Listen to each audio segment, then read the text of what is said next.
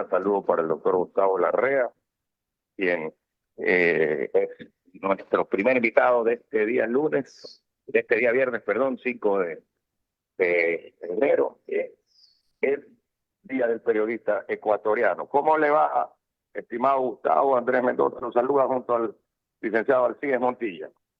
Andrés, un gusto saludarte, un feliz año también a los radioescuchas. Alcides, feliz año, un gusto estar con ustedes. Pero ya está con nosotros también nuestra colega Noemí Ceballos, que se integra en la mesa de debates. Un gran saludo para doña Noemí Ceballos, quien también se integra a la mesa de debate. Bueno, cuéntenos, Gustavo. Hola, buen día Andrés, buen día Gustavo, mucho gusto a todos los que nos escuchan, muy buenos días.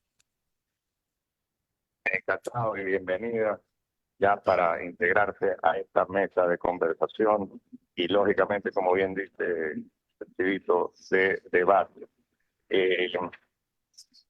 Ahora sí, seguimos y queríamos era confirmar, que ya saludamos y todo, que nos esté recibiendo en perfectas condiciones, Gustavo, la señal. Sí, está muy bien. Magnífico. Entonces vamos adelante con las preguntas y el cuestionario el día de hoy, don Alcides Ezequiel Montilla. Adelante. Bueno, doctor, hablemos del tema de la consulta, porque este es el tema de la actualidad, ¿verdad? El presidente envió 11 preguntas a la Corte Constitucional para su trámite pertinente y de inmediato surgieron en todos los ámbitos del quehacer político las reacciones, la mayoría en desacuerdo, porque dicen que esas preguntas no son motivo de consulta, que las debe de mandar vía proyecto a la Asamblea para que las apruebe. Pero ayer, al parecer, el presidente y también la ministra Palencia han dicho que van a agregar 5 más. Todavía no se sabe el contenido, pero ¿qué debería de hacer el presidente en cuanto a los temas que está reclamando el país? Agregarlos, quitar lo que no procede en este momento porque constituye un desánimo para la población, que es la que tiene que votar, o dejar que la Corte proceda con la calificación o no y agregar las preguntas necesarísimas en este momento. ¿Cómo debería ser el mecanismo según usted, Gustavo? Buenos días. Alcides, ya las preguntas enviadas ya están enviadas y por lo tanto la Corte se va a pronunciar sobre ellas. Tiene 20 días ya. La jueza Nuque ya abocó conocimiento, ya fue sorteado y en aproximadamente 20 días tendremos la respuesta de la Corte. Pero es evidente que las preguntas no satisfacen la expectativa ciudadana. ¿Y por qué no satisfacen? Porque no son preguntas que tengan, diría que ayuden a resolver los graves problemas que tiene el país. Es como que a ratos no observemos, no veamos la grave crisis por la que el país atraviesa. Y ya con el caso Metástasis, se evidencia además que el área judicial está penetrada por el crimen organizado, también el área política, que hay influencia en ciertos policías, militares, jueces, fiscales, etc. Es decir, es evidente que más aún con el destape que implica Metástasis, es necesaria reformas de fondo a la estructura del Estado. Este es un Estado que no funciona, es un Estado lento, en la contratación pública es un fracaso. El presidente Lasso se demoró más de un año en adquirir patrulleros, uniforme, equipo, armamento para la Policía Nacional, chalecos antibalas. No puede ser. La contratación pública tiene que ser expedita, rápida, ágil y transparente. Y eso requiere reformas. Vemos día a día cómo jueces, y ahora ya lo sabemos, liberaban y probablemente aún liberen criminales, narcotraficantes con recursos de amparo. La Constitución establece que todo juez es juez constitucional y por lo tanto puede revisar o puede estudiar recursos de amparo. Y se hizo uso y abuso de ese recurso, porque jueces cantonales empezaron a dictar libertades en sentenciados por cortes superiores y supremas, y Corte Nacional de Justicia me refiero. Esto tiene que cambiar. No puede ser posible eso. Por lo tanto, hay que eliminar esa facultad y eso implica una reforma constitucional, una reforma clara, directa, que permita que las Cortes Superiores tengan salas especializadas en derecho constitucional y recursos de amparo, pero no cualquier juez. Es decir, hay que depurar la acción de la justicia. Vemos cómo el Consejo de la Judicatura, penetrado también por la mafia, y además en una estructura judicial donde el organismo administrativo controla la función judicial. Absurdo. Es la Corte Nacional de Justicia la que debería ser la máxima autoridad de justicia. Hay que fortalecer la independencia de la función judicial dándole poder a la Corte, también depurándola, desde luego, porque también ahí hay penetración de la mafia. Pero no tiene sentido que el organismo administrativo mande sobre la justicia. El Consejo de Participación Ciudadana, para ir a otro tema, es evidente que fue un gran engaño, que el Consejo no iba a elegir por concursos de méritos, sino a dedo a quienes eran leales a la fuerza política dominante en ese momento. Esto debe cambiar. Por lo tanto, ese Consejo se cae por su propio peso. Habría que crear una Cámara del Senado y una bicameralidad para fortalecer la función judicial y, de paso, el Senado ser el organismo que designe las autoridades de control del Estado. Es una acción la que implica de parte del Ejecutivo las ternas del Ejecutivo y de parte de concursos públicos que puede dirigir el Senado y darle fuerza política e institucional a la función judicial.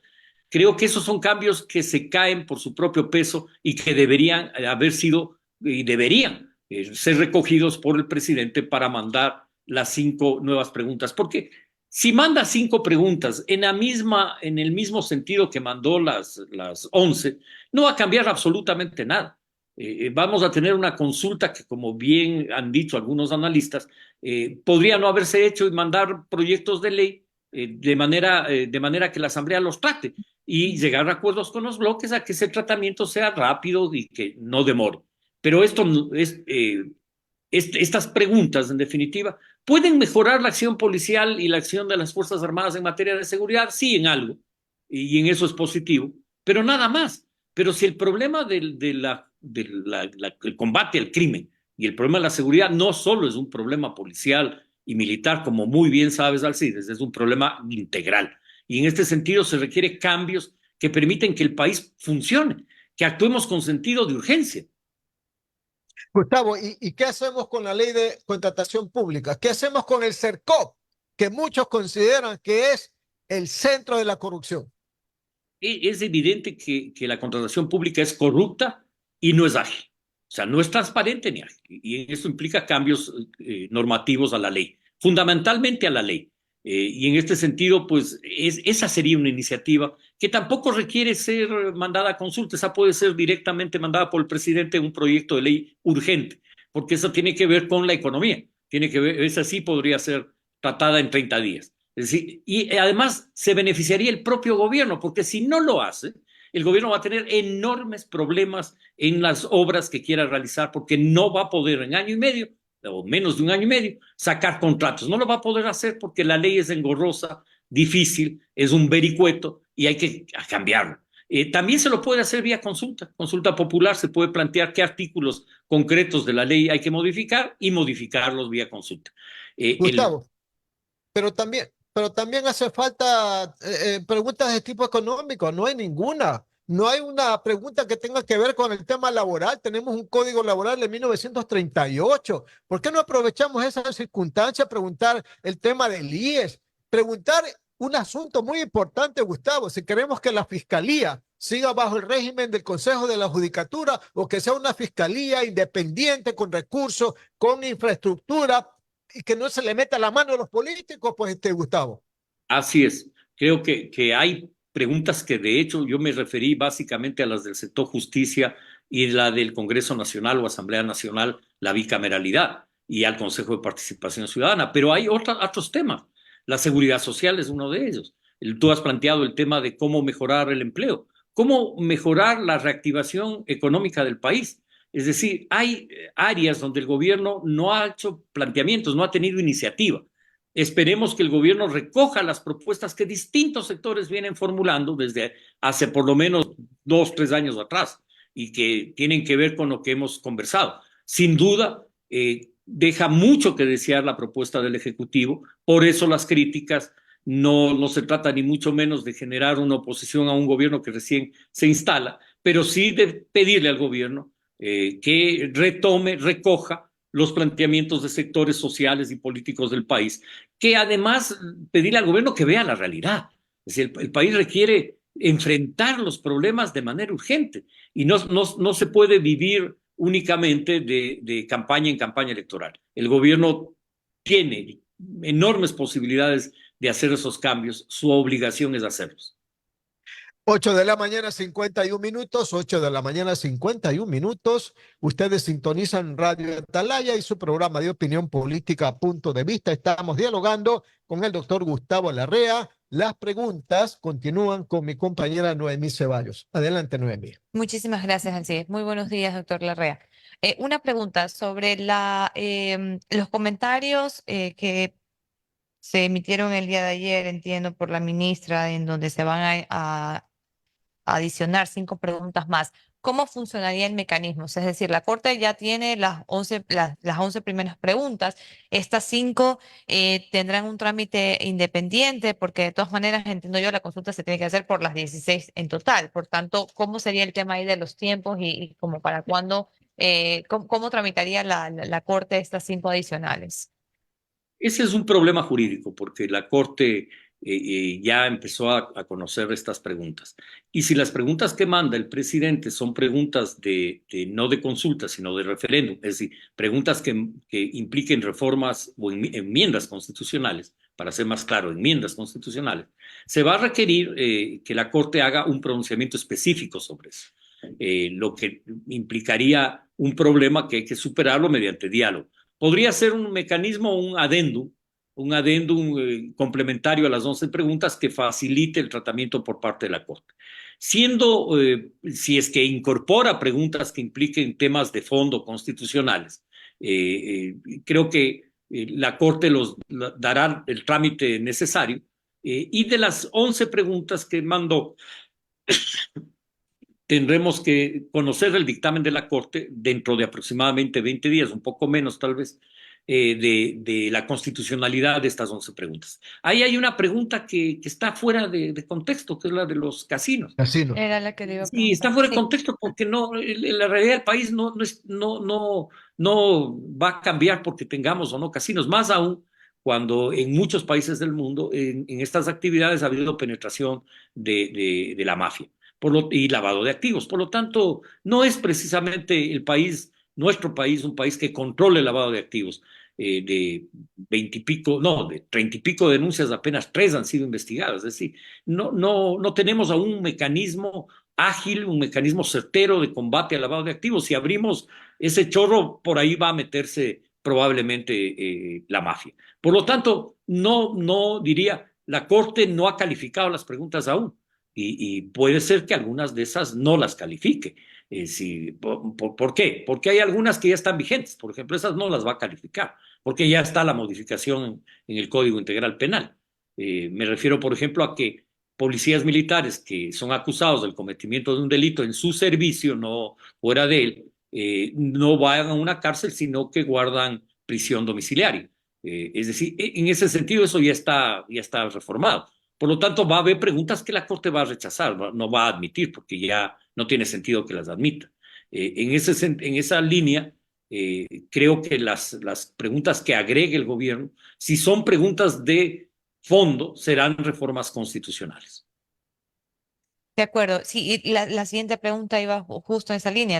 Ha llamado bastante la atención y ha sido motivo de crítica esa última pregunta sobre el tema de los casinos y usted lo ha indicado y coincido. O sea, eventualmente pudiera ser esto contradictorio con justamente la revisión que está ahora, la denuncia de la fiscal por todo este caso Metástasis, queriendo combatir pues todo el narcotráfico y crimen organizado que está inserto en todo el sistema judicial, en policías y etcétera. No pudiera hacer esta pregunta totalmente contradictoria al ambiente que se estaba generando ahora en el Ecuador tras esta investigación. Claro que sí, por eso es que está fuera de contexto esa pregunta. No estamos en un momento donde impulsar esta actividad para fomentar el turismo sea digamos, posible en un contexto como el que vivimos. Es más, muchos de los juegos estos de online que hay ahora podrían ser lavado de activos. Esos juegos hay que investigarlos, la Fiscalía tiene que investigar qué pasa con los juegos de azar. Estos juegos que han burlado la ley haciendo los juegos electrónicos. En ese sentido, también es necesario investigar eso. Por eso es que está fuera de contexto. Cuando el tema es cómo mejoramos la producción agropecuaria, agroindustrial, industrial, cómo mejoramos las exportaciones, cómo mejoramos el empleo. Esos son los temas de fondo y no se los trata, lamentablemente. De acuerdo. Las 8 de la mañana, 56 minutos, 8 de la mañana, 56 minutos. Radio Atalaya y su programa de opinión política, Punto de Vista. Seguimos dialogando con el doctor Gustavo Larrea. Más preguntas del ingeniero Andrés Mendoza Paladines. Ingeniero Mendoza, adelante. Muchísimas gracias. Así es, teníamos el micrófono muteado o en silencio. Oiga, Gustavo, y yo le pregunto, usted con tanta experiencia y con un criterio político tan claro, ¿cuál o cómo se ve esto de que se tengan que añadir 5 preguntas a la consulta popular? Ya le pasó algo por el estilo al gobierno anterior de Guillermo Lasso, que añadieron preguntas, tuvieron que cambiar la forma de la redacción. Muchos abogados constitucionalistas dicen que incluso que la forma en cómo se están planteando no es la adecuada, y que ya hubo la experiencia anterior de cómo esta misma Corte Constitucional trató el asunto y les dijo, háganlo de tal manera, no de la manera como se había planteado. Entonces, ¿qué puede ser? ¿Un poco de apuro, un poco de recién pagar derecho de piso del actual gobierno? ¿Cuál es el motivo o la reacción de la población? Porque también, claro, la reacción de la opinión pública ha sido como de lo que estamos hablando. O sea, esta consulta se van a gastar 50, 60 millones de dólares por algo que no es lo que todos estamos esperando, ¿no? Sí, Andrés, yo coincido en apreciación. Es una consulta que la reacción ciudadana en definitiva dice, ¿para qué no mandaron proyectos de ley y se ahorraban la consulta? Así es, porque si es necesaria la consulta, lo es, pero para temas de fondo. No es cualquier consulta, no se puede hacer consulta al pueblo sobre cualquier tema cuando la facultad del Ejecutivo y potestad del Ejecutivo es mandar proyectos de ley. Por ejemplo, en materia económica es evidente, tenemos un proyecto ya aprobado y otro en vías de ser aprobado para fomentar la inversión en el sector eléctrico, que es además positivo y que en ese sentido uno puede decir qué bien que el gobierno mande un proyecto de esta naturaleza para generar inversión en el sector eléctrico. En la misma medida puede impulsar otro tipo de proyectos. Claro, al no incorporar preguntas de fondo y además formular preguntas, algunas de ellas ya aprobadas en la reforma al Código Integral Penal, develan una falta de minuciosidad de parte del equipo de asesoría jurídica de la presidencia. Es decir, de no haber acertado, no solo en las preguntas, sino en materia jurídica. El hecho de que los anexos no incorporen concretamente qué reformas plantean hacer, qué artículos van a reformar. Es decir, esa es una limitación y plantear además que eso mandará el Ejecutivo después de la consulta, si esta es aprobada. Que es en definitiva decirle, si tengo el respaldo, mando el proyecto, y si no, no mando. Cuando puede mandar el proyecto, este momento. Ahí hay limitación, sin duda alguna. Tú lo has llamado derecho de piso, inexperiencia. Yo creo que es un equipo jurídico que no tiene experiencia en esta materia, al menos, y que debería fortalecerse el presidente con reforzar su equipo en función de mejorar. No en la línea de estar molestándole al gobierno o jodiéndole al gobierno, no, sino en el sentido de que el gobierno haga bien las cosas. porque si lo hace bien, el país le va bien. Y en ese sentido, no se trata de ser obstruccionistas. Eso es lo que tú dices, ¿no? No en el sentido de estarle molestando, de estarlo jodiendo, poniéndolo de esa manera. No, sino que queremos que le vaya bien, ¿no? Así es. Y en ese sentido, pues el gobierno debe tener la sensatez y la apertura de incorporar aquellas preguntas que son obvias.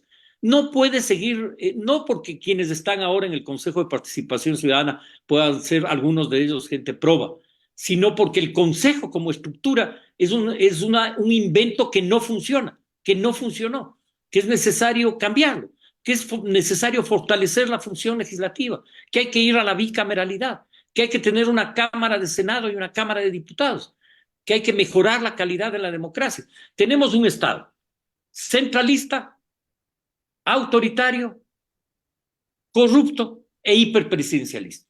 Esos son los males de este país, que hay que corregirlo, que hay que destrabar este país para que funcione. Entonces, esas deberían ser las preguntas centrales que el gobierno le plantea al país. Si alguien, cuando ya son las 9 de la mañana con 1 minuto, si alguien me puede contestar esta pregunta, creo que puede ser tú, Gustavo, y es la siguiente. Un gobierno de 18 meses, es decir, de transición, que busca además la reelección, porque es obvio que busca reelegirse, y tiene todo el derecho a tener esa aspiración, y que dice, bueno, vamos a hacer una consulta popular para fortalecerse y tener un mandato en ese sentido y políticamente tener mucha más gobernabilidad. ¿Qué tipo de preguntas? Ya hemos tocado algunos temas, pero viéndolo ya desde el punto de vista político y también de que quieren ganar la consulta, pues no, de que no quieren tener un revés en la consulta popular, lo cual sería atroz para este y cualquier gobierno. ¿Qué tipo de preguntas debería de hacer que si bien cambien las cosas, no se conviertan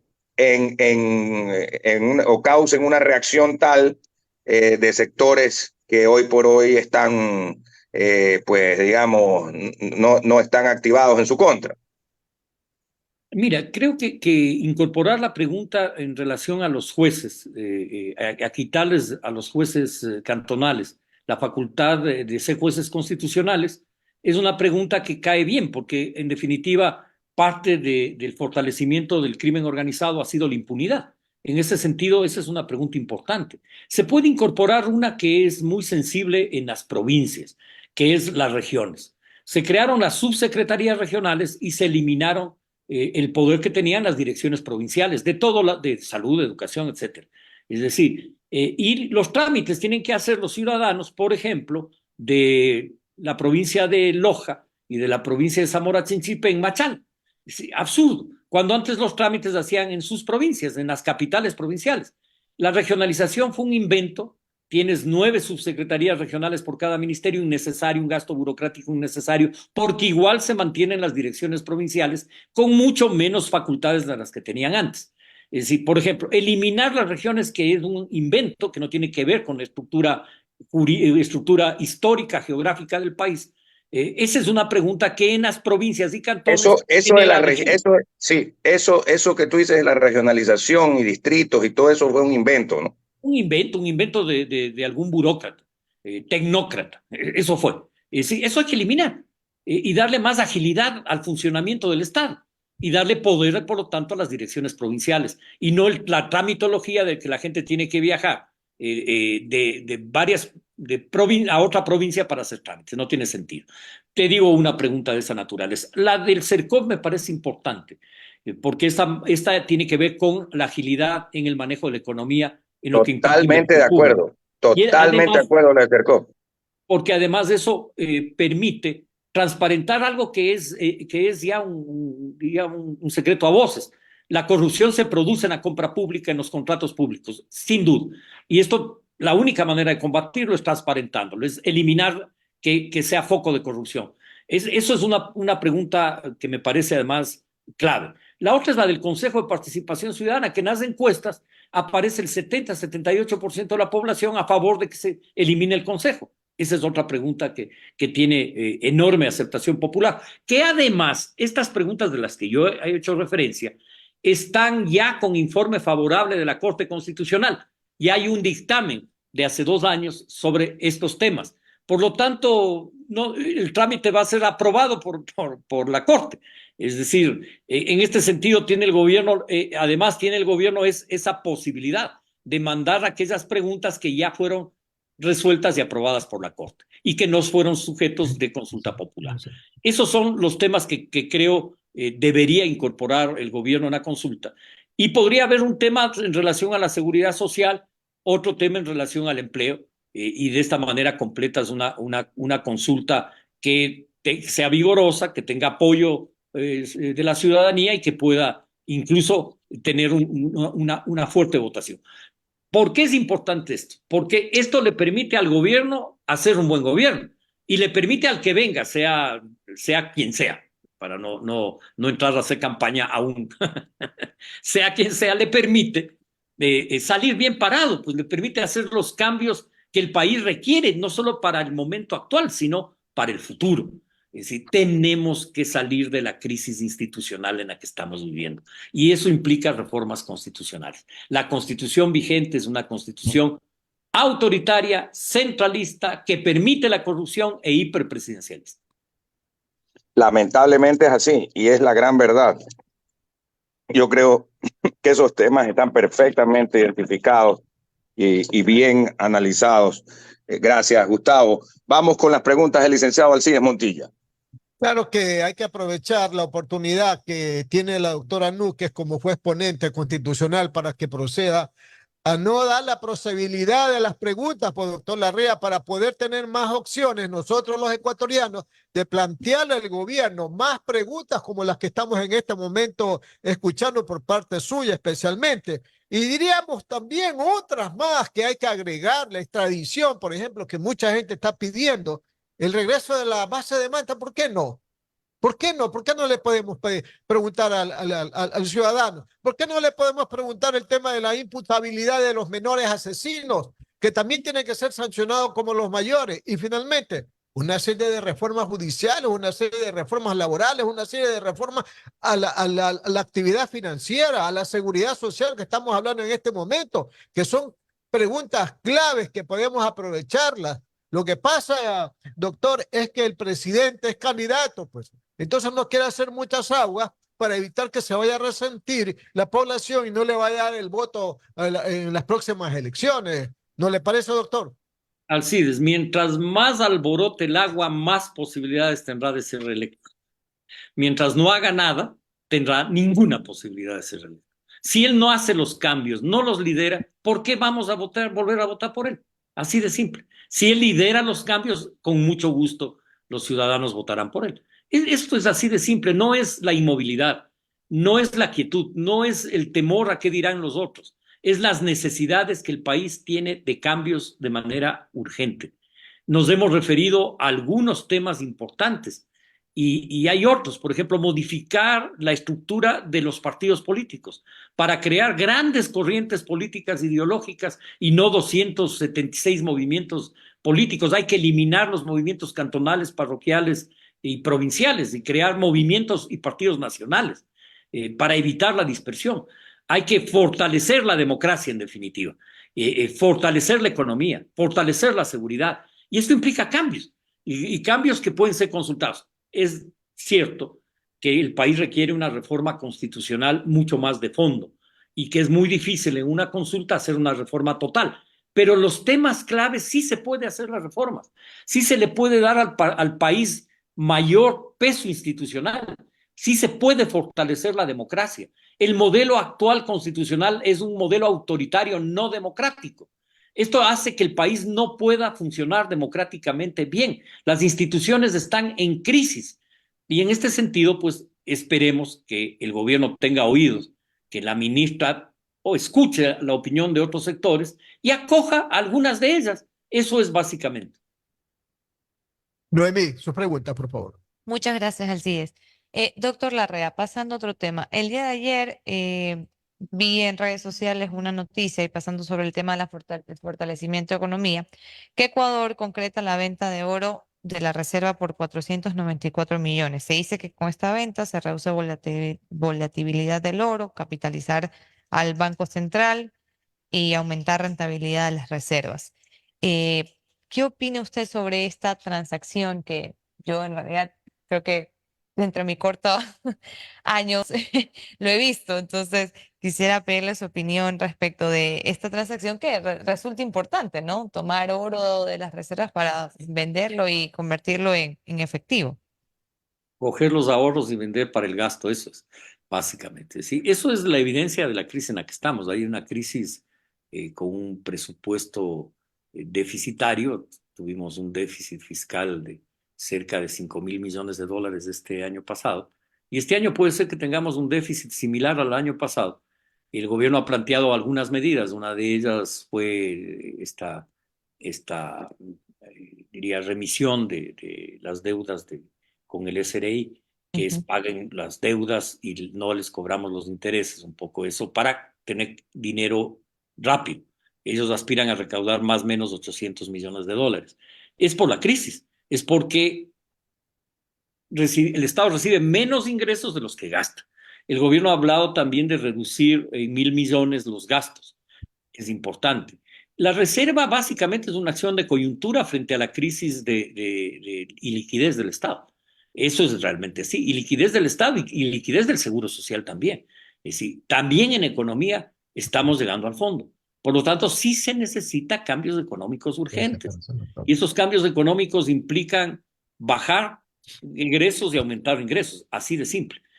Complejo. Bajar egresos implicaría, por ejemplo, la focalización de los subsidios.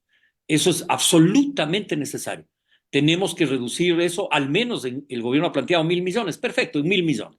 El subsidio focalizado a los que necesitan y el transporte público, y listo. A los sectores medio, altos y altos no hay subsidio, se acabó el subsidio. Eso es absolutamente viable, posible, hay la tecnología para hacerlo. Por lo tanto, el gobierno tiene que hacerlo urgentemente, no puede demorarse. Le queda un año, 5 meses. Le queda muy poco tiempo, tiene que actuar con urgencia. Acordémonos que este año además es un año electoral, que en febrero, domingo de febrero tenemos elecciones. De aquí a un año, un mes estamos en elecciones eligiendo al nuevo gobierno. Por lo tanto, hay que tener sentido de urgencia. Reducir el gasto público es emergente, pero además es urgente aumentar ingresos. Y aquí quiero referirme a algo que hay una factura por pagar que no está pagada. No solo la factura del despilfarro y la bonanza y el exceso de endeudamiento del gobierno del expresidente Correa, sino la crisis que vivimos con la pandemia y que no se aprobaron los proyectos de ley para recaudar fondos, que no hubo solidaridad para que los que más tienen pongan algo de lo que más tienen en beneficio del país. Eso nos pasa factura ahora, porque eso generó un hueco fiscal que no hemos salido de él. Y las reformas no han apuntado a decir que quienes ganan en utilidades más de 10 millones de dólares al año puedan contribuir con el 5% de esas utilidades de ese año. Es decir, no les va a hacer menos ricos. ¿Ya? Es decir, un poco de solidaridad, de sensibilidad hace falta también en el país. Y en ese sentido el gobierno tiene que entender eso también. El presidente lo ha dicho, y bien que lo haya dicho, pero una cosa es decirlo y otra es actuar. Se requiere recaudar fondos porque el país tiene una crisis y un hueco fiscal muy complejo. Pero no es suficiente medidas de coyuntura como paguen ahora y les perdono los intereses. Se requiere otro tipo de medidas que impliquen aumentar ingresos. El fomento a las exportaciones va por buen camino. El año pasado, pese a todo, hemos superado fuera del petróleo las exportaciones en algo bastante más que 14.000 millones, casi 15.000 millones de dólares de exportación.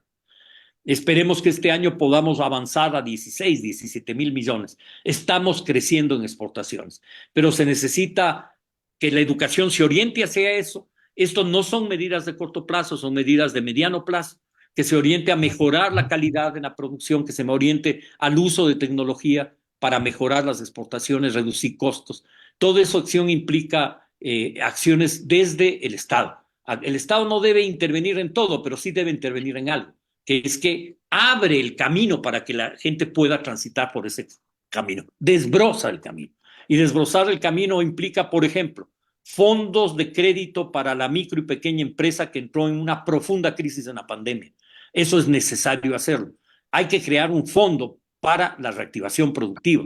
El sector empresarial grande tiene una ventaja, que tiene acceso a crédito y a crédito de más bajo interés por ser banca corporativa, y está bien que sea así, pero el sector pequeño y medio no. Y en este sentido, construir un fondo que permita que este sector se dinamice. El gobierno anterior, entre las pocas cosas que hizo bien, fue fortalecer el Ban Ecuador con líneas de crédito para el sector productivo agropecuario, con tasas de interés bajas que permitieron, al menos del año pasado, reactivar a ciertos sectores de la economía en el campo, tanto de la costa como de la sierra. Eso se debe mantener y ampliar en función de mejorar la productividad, la producción y las exportaciones. Correcto, 9 de la mañana, 16 minutos. Ingeniero Mendoza, usted tiene las últimas preguntas. Avisándole que ya está aquí con nosotros nuestro siguiente invitado, el abogado Andrés Madero. Ingeniero Mendoza. Sí, para agradecerle al doctor Gustavo Larrea desde la capital de la República. Vamos a seguir, como siempre, atentos y vigilantes de lo que ocurre respecto a este menester que pienso que ha sido el principal de la semana, el que tiene que ver con la consulta popular. Hoy tenemos también la noticia de que se capturó al señor Pico, lo cual es la noticia que ha pues dado la vuelta en el país, que nosotros la publicamos a las 6 de la mañana, que era a quien la fiscal general identificó como principal sospechoso y principal organizador de un complot en su contra. Así que eso creo que es también importante mencionarlo. Pero la reforma política y los cambios que requiere el país para darle incluso gobernabilidad son fundamentales, y por eso valía tener la opinión del doctor Gustavo Larrea. Un muy buen día, Gustavo. Buen fin de semana. Gracias, Andrés, Alcides. Ha sido un gran gusto, Noemí. Un abrazo fraterno. Hasta luego. Muy bien. Nos vamos a ir igualmente. Un abrazo. Nos vamos a ir a la pausa comercial.